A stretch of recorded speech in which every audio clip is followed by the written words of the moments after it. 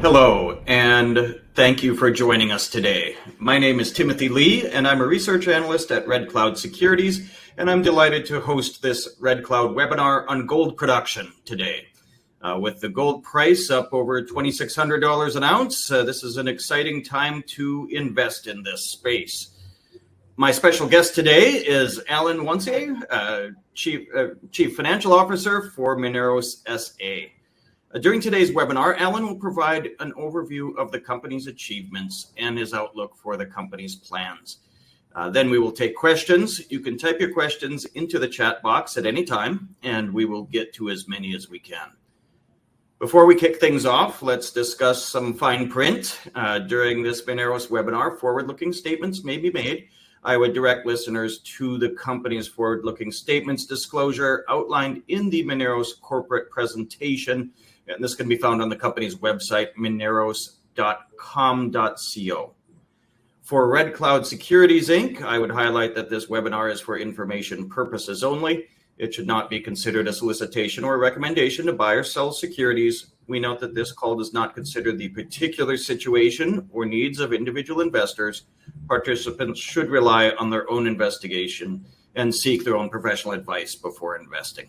Please see our most recent research located on the Red Cloud website for specific disclosures pertaining to Mineros.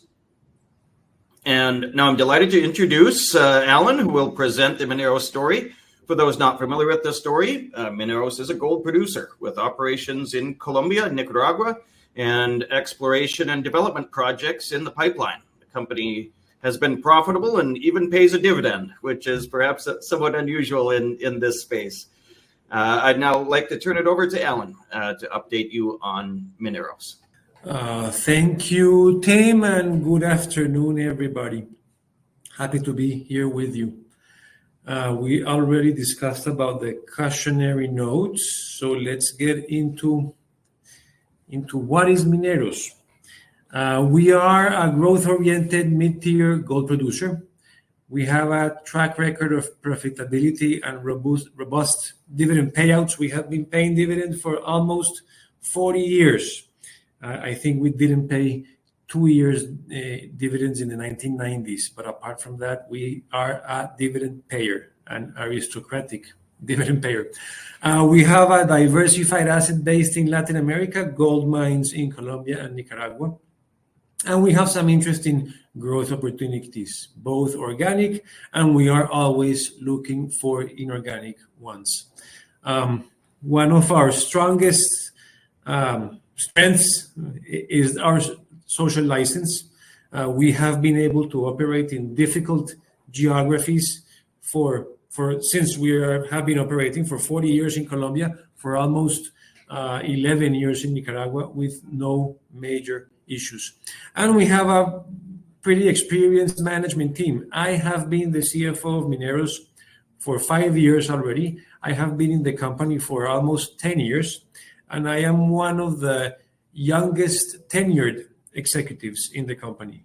So everybody else has more than 10 years than me in the executive team. We believe we are a very interesting investment. And if we compare ourselves to our peers, we are very undervalued. And I know everybody says they're undervalued. That's not news to anybody. But I like to speak with facts. We are, from right to left, we are a big dividend payer. Our current dividend yield is roughly 10%. We're paying 10 cents per share, US dollar per shares currently. And we're one of the few dividend payers in the gold space in the world, at least at a 10% yield. We are a mid-tier producer. We roughly produce between 200 and 220,000 ounces of gold a year. And we produce cash flows. We have consistent cash flows. Currently, we are being a producer of 200,000 ounces a year. We currently have an interesting cash flow. However, if we see the left-hand side, we are the lowest priced in terms of market cap, or our relative terms in terms of market cap, based compared to other companies. And that's why we think we are a very interesting investment for future investors. We have a lot of room to grow still, being a gold producer and paying dividends and being consistent for the last 40 years or so.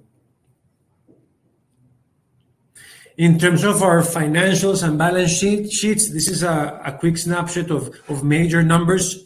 At the end of September, at the end of Q3, we had cash and cash equivalents of roughly $57 million. We had a net debt of about negative $28 million, so we have much more cash than current debt at the moment. Our adjusted EBITDA was roughly $63 million for the quarter, but if we see the rolling 12 months, our adjusted EBITDA is a bit more than $200 million. So we are doing pretty well this year. And our ROCE for the first 9 months of the year is 37%. Our benchmark for ROCE is roughly above 15%. We consider it to be good, and being at 37% means we are using a good care of our assets. We have a good return on our assets, on our capital, not spent but moved.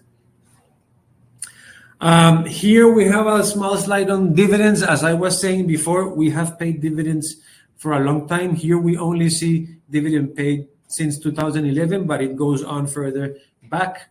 And we are consistent. We pay an interesting dividend. This year we are paying 10 cents per share. That's the equivalent of $30 million of dividend paid for the year for the company. This year we have an extraordinary dividend of 2.5 cents per share and an ordinary dividend of 7.5 cents per share. We pay this dividend quarterly, so we pay it every January, April, October, and I'm missing a quarter, but it's quarterly, and July, yeah.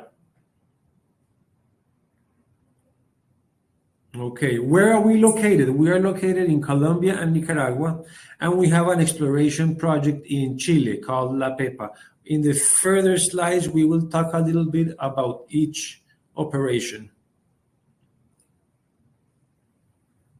So our two producing assets. The Colombian mine is an alluvial mine. Up until Q3, we have produced roughly 60,000 ounces of gold at an AISC of 1477. This is generally a low-cost mine. This year is roughly higher than we expected because the Colombian peso has revalued, was the most revalued currency the previous year in the world. So therefore, and our functional currency is dollars. So if the peso revalues, our costs go up a bit, but it is generally speaking a low-cost mine. It's an alluvial, very environmentally friendly, and we have more than 10 years of reserves or life of mine. We have already explored our whole package, and we know exactly where our gold is. It is not like you normally see, like in TV. It's not like Gold Rush from National Geographic. It is probably the biggest alluvial mine in the world. It's a very interesting mine. In Nicaragua, we have produced at the moment roughly around 100,000 ounces for Q3, accumulated for the whole year, with an AISC of 1,512. Of those 100,000 ounces, roughly 75,000 come from artisanal mining. We probably have one of the biggest artisanal mining operations also in the world, and where we buy ore from artisanals. We buy ore at the percentage of a spot price of gold of the day, and we do very well. Everybody does very well with this business model. We have a very interesting rentability, as you can see on our AISC. It's only 1,500, even if gold has gone up to the prices that it has. And artisanal miners also make an interesting profit, and also the government. We pay taxes to the government, so everybody wins. It's a fantastic business, and it is our biggest business, bigger than the alluvial, and probably where we have the most interesting future or growth projects. In terms of our guidance, we revised our guidance in Q3. We now expect for the Colombian asset to produce between 77,000 and 85,000 ounces of gold for the year, and for Nicaragua to produce roughly between 126,000 and 133,000 ounces of gold for the year. This, at a consolidated level, gives us between 203 and 218,000 ounces of gold. We also revised our cost guidance. So we revised both cash cost and AISC. You can see it in the chart, but both cash cost and AISC were revised upward for a couple of reasons.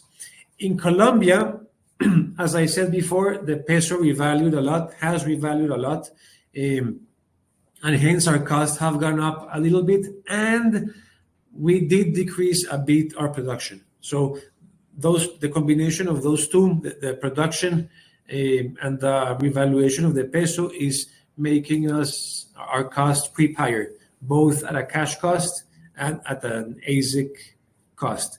In Nicaragua, the situation is just explained by gold price.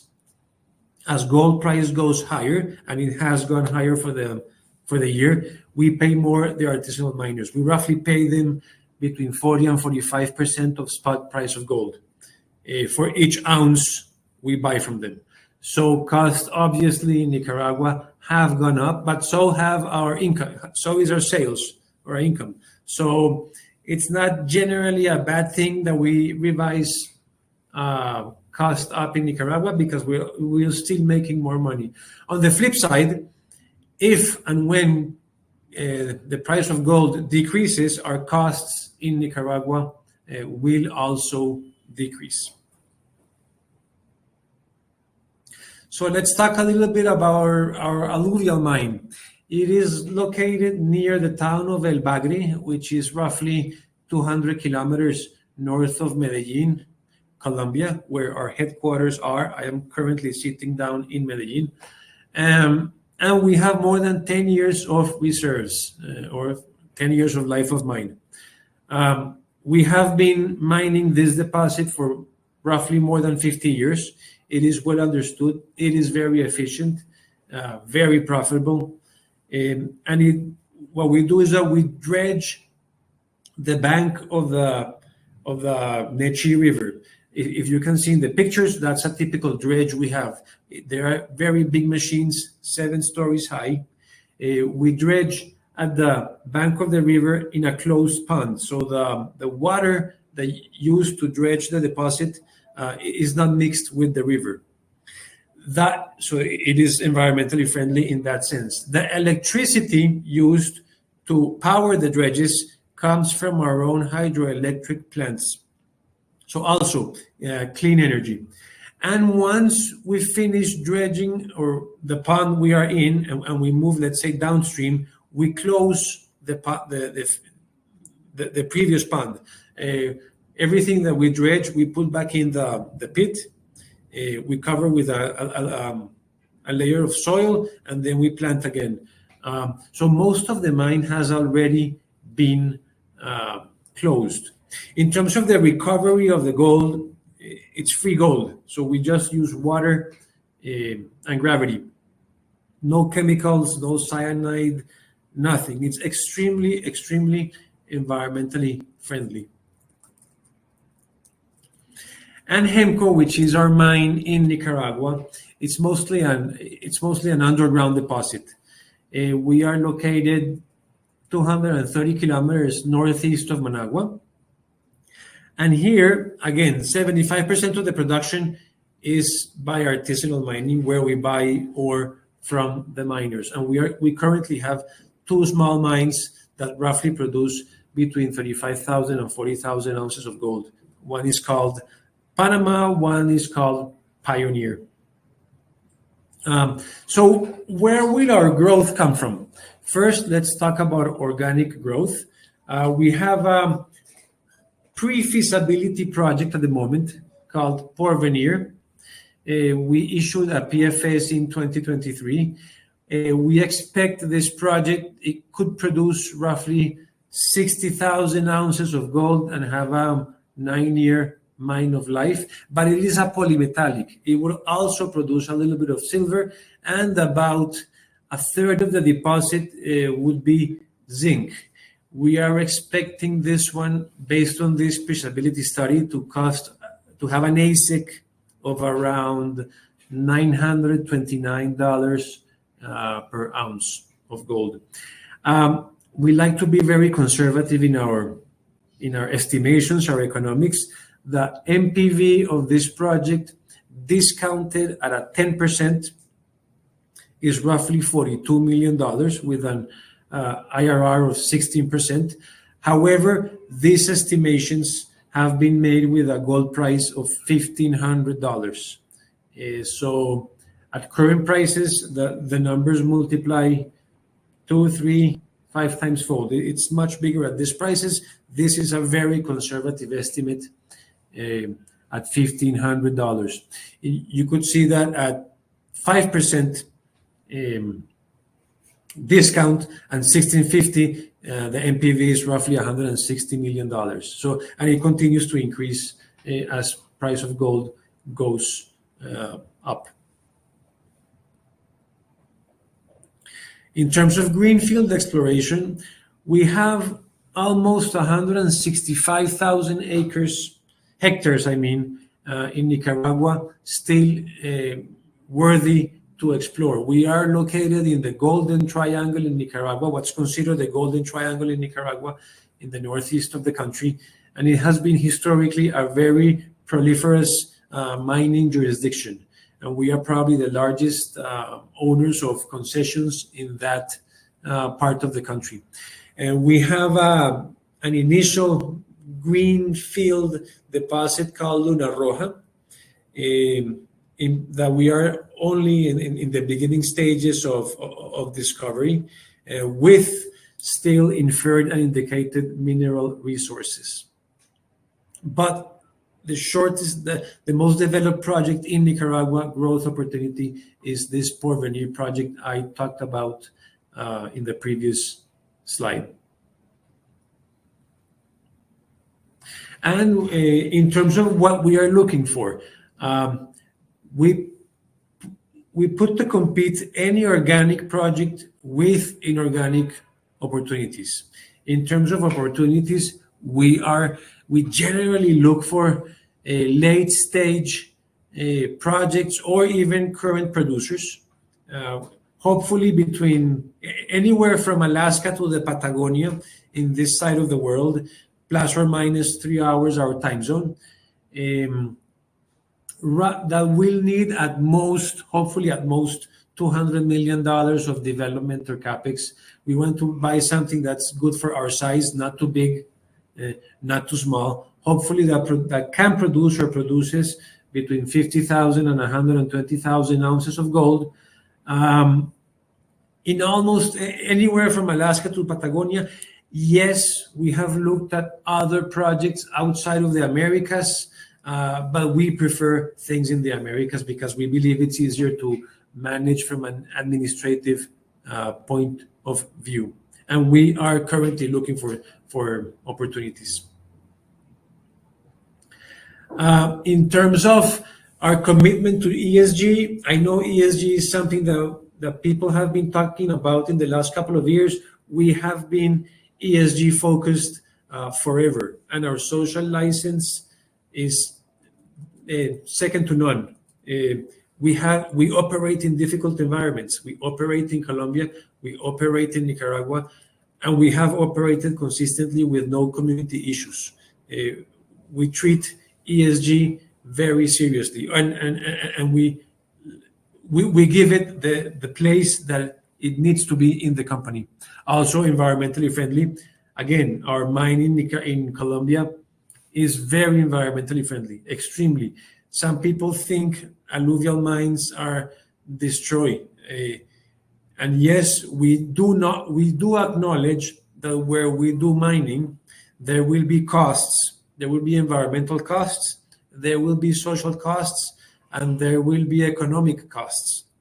But we make sure that after and during our operation, the benefits much more than the benefits overshadow the costs, and that's our motto to run the whole company.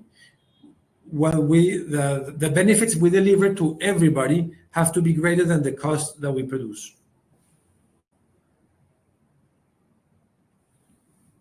Finally, our board and senior leadership. We have a diversified board also, with many Colombians, but also some Canadians and some Europeans within our board of directors. 22% of our board is female. And in terms of our leadership, most of our leadership is based in Colombia, but with a good amount of experience both in mining and also in international environments. I think this is our last slide. Finally, our capital structure. We have roughly 300 million shares being traded in the TSX and in Colombia. Our price in the TSX is roughly, it says here 135. I think today we are at 132 Canadian dollars per share. Our market cap is roughly $400 million Canadian. Our largest investor is an investment firm called Sun Valley Investments. They currently own about 25% of the shares, 24.99 if I'm not mistaken. And we are, I would say, within the markets, roughly 30 to 25% of the shares are in Canada, and the rest of the shares are traded in Colombia. We are currently followed by Sprott Capital Partners. They give us everybody gives us a buy or a hold rating. Sprott is the only analyst we have in Canada, and we have 3 other analysts in Colombia: Corredores de Vivienda, Casa de Bolsa, and Acciones y Valores. I think with that, I've finished the presentation, and I am open to any and all questions. Great. Thank you, Alan, for the very informative presentation. As Alan mentioned, we'll now start the Q&A portion of the webinar. Reminder to everyone on the line that you can type your questions into the chat box at any time. We already do have a question or two. First, quick look at the corporate and finance level. Is the company looking for financing? And if so, what kinds of financings would you consider? Equity, royalty, debt, joint ventures, and so on? So at the moment, we are not looking for financing. We have $57 million in cash in our balance sheet. However, we are always looking for opportunities, as I said, and I think any inorganic opportunity will come with a mixture of equity, debt, and own cash. But I don't have yet the exact mix of those three. It depends on the opportunity. We do want to increase our liquidity in Canada. That's a fact. We believe being more liquid in Canada will help our shareholders. And hence, if we were going to do an equity raise of any sorts in the future, it would probably be in Canada. Okay, great.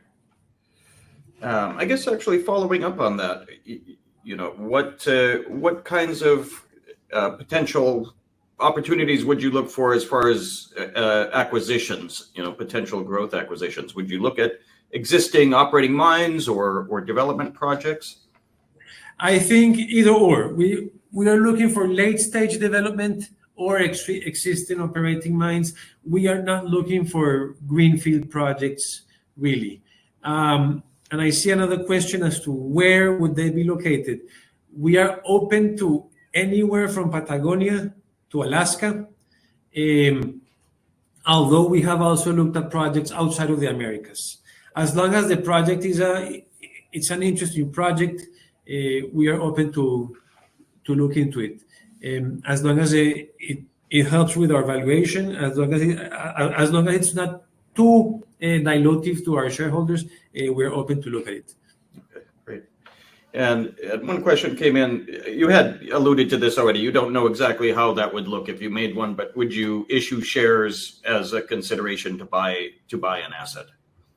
Yes, we would. Although we would first use cash, then debt, then shares. It depends on how big the project might look. But yes, we would. Okay, great. And we did have one question asking about, they'd like to understand the situation in Colombia. They allude to a reduction in production during the year. What are some strategies to mitigate that? Yeah, so Colombia is producing slightly less than our original guidance. We are going through an area where the grade of our deposit is slightly lower, and that's why we're reducing slightly our guidance. As opposed to other mines or to other deposits, once we create this artificial pond, we have to mine it regardless of the grade, because once we move, we close it. We close the mine afterwards. And now the prices of gold are higher than higher on a relative sense than before. We want to get all the gold that we can out from where we are currently, and hence our grade has gone down a little bit. It has gone down lower, and that will happen. But as we move to other areas of a deposit, grades will go higher, and then production will come back up again. So that's what's happening. It's just the nature of the deposit. Okay, great. And we did have a couple of questions. Obviously, it recently had some press releases and so on. Sun Valley's a sizable shareholder, as you'd mentioned, and there was recently sort of an acquisition of them acquiring more shares and so on. Can you walk us through a little bit of an explanation of that? Yes. So Sun Valley originally acquired 20-something% of the shares of our previous larger shareholder, which its name was Colpatria. And we through the year they acquired first, I think it was 22-point-something%, and through the year they got up to 24.99%, and this is all to Colpatria shares.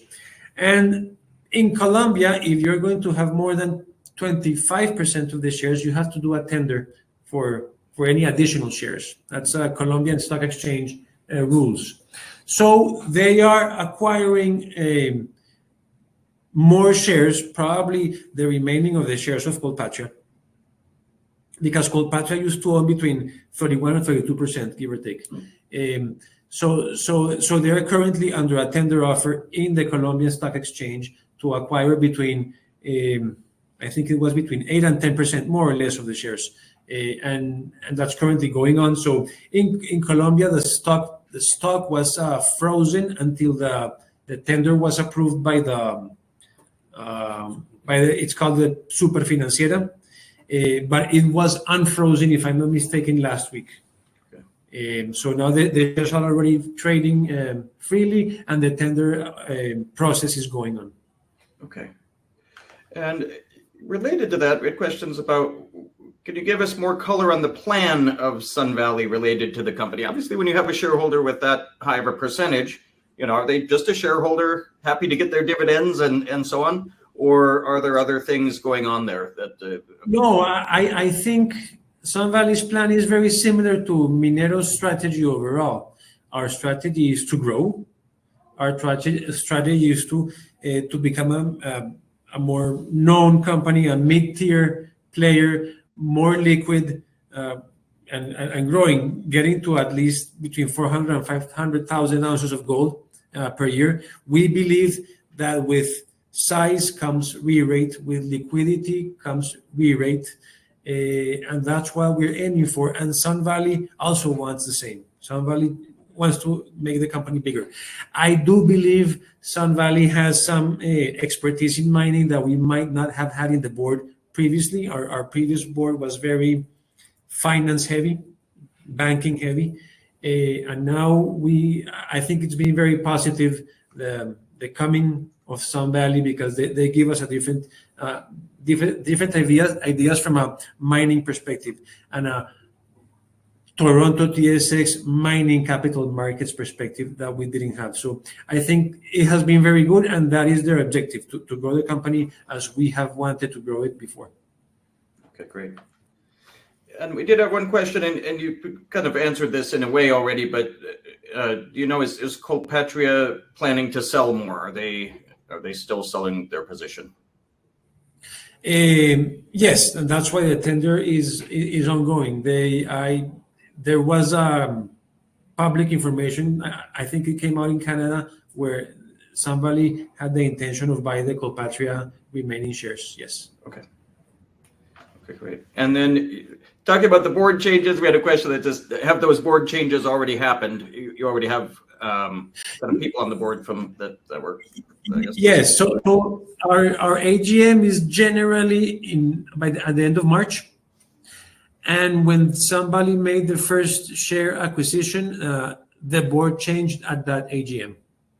Okay. So we have had a new board since March 31st of this year, of 2024. Okay. And we do have one interesting question here, a bit of shifting focus a little. But what is your route to market, or who are your customers? Typically with gold, it's sent to refineries and things. But do you produce doré on site that's sent to refiners, or I guess? Okay, yeah. So no, both in Colombia and in Nicaragua, we produce doré. The doré in Colombia is I would say, very pure. The doré in Nicaragua is more, it has more waste in it.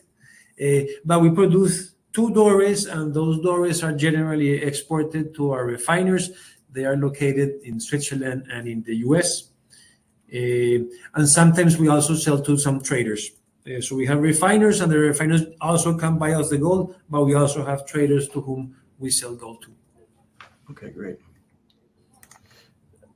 I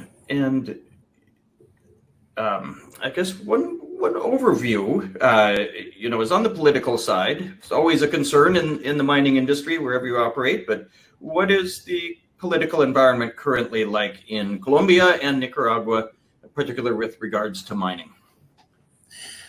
So Colombia has been more difficult regarding to mining. The new government is not that much mining friendly. But again, we have a fantastic social license, and we have been able to operate with no major issues in Colombia. Things sometimes take a little bit longer currently in Colombia, like for, let's say, permit things. There's more bureaucracy, but we have been able to manage our way through. There hasn't been any issues, but yes, Colombia has become a little bit more difficult than in previous years in regards to mining. That's not a secret. But we continue to mine, and we still have 10 years more of life of mine. Nicaragua, to the surprise of many, for us, it's much easier than Colombia. Nicaragua is a very mining friendly jurisdiction. We've been there since 2013. And we have had no issue in this 11 years. Again, because of our model, our business model, in which 75% is artisanal mining, with our model, everybody's happy. We give wealth to the community we are at. We give a lot of employment. With roughly artisanal mining, in terms of artisanal mining, there are 6,000 artisanal miners working roughly within our territory that sell us ore. So that's a lot of people, and a lot of jobs created by them, and a lot of wealth for the community. We have been able to increase production, almost double it, or more than double it, since 2013. When we arrived, the company was producing roughly 55,000 ounces of gold. Now we're producing 130,000 ounces of gold. So that also creates wealth for the country. That creates more taxes for the government. So everybody wins. Local people win. We as a company make more money, and the government also gets its taxes. So from a political standpoint in Nicaragua, we can mine freely. Yes, Nicaragua has had its issues as of late. I think in 2018, there was like an uprising of people, but we do not comment on politics. And we do not get involved in politics whatsoever. We just do our job, pay our taxes, give wealth to the community, and that's it. We are completely agnostic to any politics. Okay, great. And I guess following up on Nicaragua, because obviously you are sourcing most of your material from artisanal miners, are there some challenges with that as far as predictability of the grade or material that you're getting from the miners, or do you coordinate with them to kind of get consistent feed and grade in that feed? So number one, we do not have resources or reserves of artisanal mining in NI 33-101. We don't. That's a fact. However, we have been working with them for 11 years. The grade for 11 years has been more or less the same. And the tonnage has only increased over time. So do I believe, can I predict the artisanal miners that the business will continue in the future? I'm not sure if in 20 years, but can I predict that the next year or the following year or the following artisanal mining will exist? Yes, I do believe it will exist. Things might change a little bit, but it's not going to disappear. We have a complete team of explorers for artisanal miners. And let me elaborate a little bit on that. Our exploration team explores, but sometimes what we find within our package, and we have a very big package, we have 165,000 hectares of land to explore. When we explore, we can decide whether it's something interesting for us or whether it's something interesting for artisanal miners. And if it's interesting for artisanal miners, we tell them, go to this area, see if it's good for you guys. And they do. So artisanal miners move around our package as we explore, and vice versa. They are also very good explorers themselves. And when we see they are in a new place, we also get interested to see it for ourselves. So it's a symbiotic relationship, and it works very well. In terms of differences in ore, yes, there are differences in ore. We have some ore that is more oxidized and some ore that is more like a sulfite.